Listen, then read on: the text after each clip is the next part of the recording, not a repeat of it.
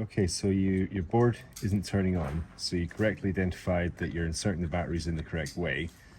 First thing to double check, triple check, and then recheck is make sure your source of batteries aren't depleted. The amount of times people have a new set of batteries, new to them, but they're depleted. So you need to cross that off your list first of all.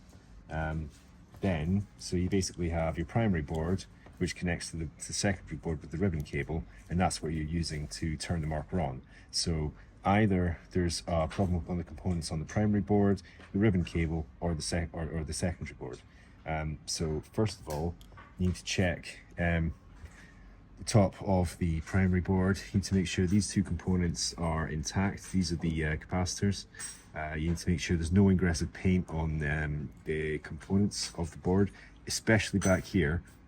These 6 pins here, each are responsible for different things like solenoid drive, power. So if you have a big clump of dried paint over here, that'll be creating a short circuit that will cause a problem when you're trying to turn the board on, fire the board, turn the board off, etc. So if you then remove this board by first of all disconnecting the ribbon cable down here, you can then inspect the ribbon cable and the underside of the primary board.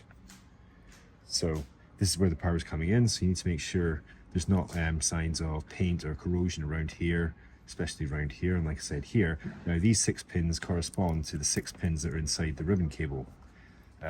They're just as responsible because they carry each of the signal to and from each board. So you need to make sure there's no paint or moisture inside here that you can see. If you can, blow it out with low pressure air is the best way. But you also need to make sure on either of these 6 pins there aren't any signs of corrosion, like a black pin or something like that.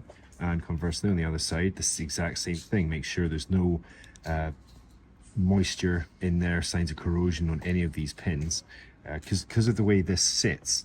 If moisture gets in here, it can actually sit, because it's like a tray, the way it sits in the board there. So you need to check that.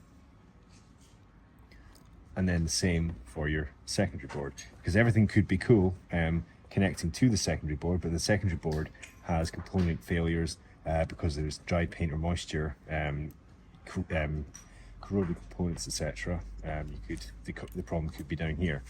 So you just need to check down to the secondary board, find if there's any problems. Usually if you find dried paint or problems, if you can find the dry paint quickly, then that's the best thing, because dry paint can cause a short circuit. If the dry paint is allowed to sit on the board for an extended amount of time, that short circuit can corrode, and it can corrode the components, and then you have a problem with the board because it has a component failure.